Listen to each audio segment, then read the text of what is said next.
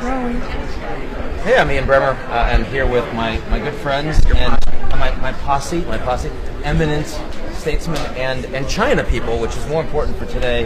Governor Jon Huntsman, Prime Minister Kevin Rudd. What's a posse? Posse? Yeah. They're people that generally want to... It's American. Yeah. So you want to be part of our posse. Not knowing what it is, I'll be part of it. Okay. That's good. That's a better way to do it. We're going to talk about China momentarily. Yeah. But a preview of that in front of everybody, as opposed to a smaller audience. What right now you think about things that we're most optimistic about, most concerned about in the U.S.-China relationship? Where would you start?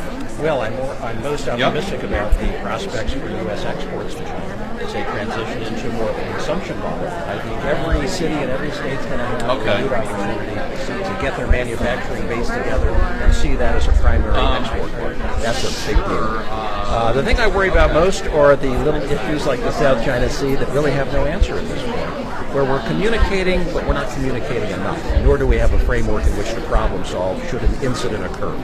That's what should keep people up at night. And how about within China itself? Things you're most optimistic about inside China, thing you're most concerned about inside China?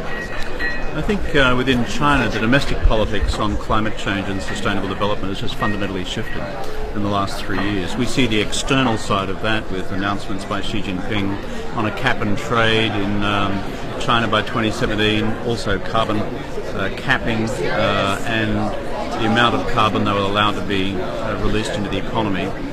But this is kind of the icing on the cake. Within the country, they know that unless they act on climate change, they're going to kill themselves. I've lived there, John's lived there, our families have, and frankly, the level of air pollution is intolerable, not just in Beijing but in other cities. That's induced a massive political change which intersects with their global and domestic posture on climate change. That's what I'm optimistic about.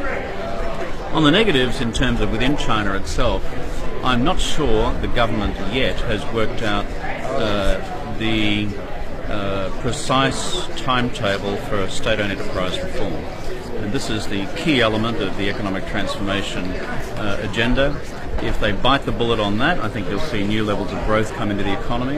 If they don't bite the bullet on that, then I think we're going to see Chinese growth continue to bump along, not be disastrous, but just bump along. And so this is the kernel of the unresolved question, and I don't have a clear guide on what the timetable is. They launched it a couple weeks ago, but not clarity from your perspective on what that implementation really looks like. No, I think that's true, and it's a big one. Like, it's such a huge slice of the Chinese economy. Most, but not all of these SOEs are inefficient. They consume market share, which should be held by private firms, who are going to be much more efficient. Why is Alibaba so successful? Technology in that sector arrived before, after all the SOEs have been invented. So it's an unregulated sector, that's why it's succeeding. So, Xi Jinping summit with Obama. You give these guys good marks on both sides of the aisle? Well, they both wanted different things out of the summit. Xi Jinping wanted to be seen as a statesman, as a leader, with the ability to manage the most difficult and crucial relationship for the longer term. And if you look at the local media in China, and have followed it for the last week or so, he achieved what he needed to achieve. He got a lot of important pictures and good commentary about his visit to the United States. So all that's good for him. Obama, on the other hand, wanted deliverables. And this is where we have a disconnect in our bilateral relationship. They want different things to do. So Obama would have sat down at the table with his team and said, okay, we need deliverables A, B, and C in order for us to consider it a success. I'd have to say it was above average in terms of what they were able to achieve. I think the climate stuff is moving along, and I think that surprised a lot of people that they actually got this far, and that they're looking at peak levels by 2030, which means that both sides are going to have to step up their game. But you look at intellectual property theft, which for the first time was entered into the joint statement. It's been tried before, but we've always come short in terms of engaging the Chinese in any language in recognizing that this is an issue. So were there any solutions found? No. Any pathway determined? Not exactly. But the very fact that you got the language in the joint statement means that it's been framed, and now you have to add the content. That's a pretty big deal. So I have to give them high marks. So 5 years down the road, U.S.-China relations, you think that they're better, about the same, or worse? Well, we know who's going to be the president of China in 5 years' time. I'm not sure who's going to be the president of the United States in 5 years' time. I don't think either of you do either. And, well, we know it won't be us. I mean, I think that's pretty clear. well, you can rule me out constitutionally. So, given that variable, I think the fundamental organising principle for the US-China relationship has got two bits to it. Is there any interest on either side to run the risk of strategic conflict? No. And therefore, I'm optimistic that that can be avoided.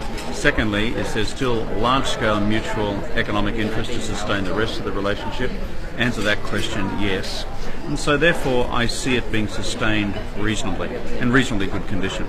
We can all point to what could go wrong. The governor has already pointed to the South China Sea, a few things like that.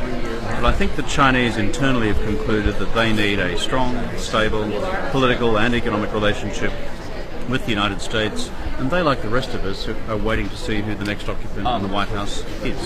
So you can tell we're going to have some fun here. I'm at the Concordia Summit with my good friends, my new posse, Jon Huntsman, Kevin Rudd. We're going to be talking to these guys shortly. They're going to be ushering us over, but talk to you all Guys, soon. if you need horses for a posse, where are the horses?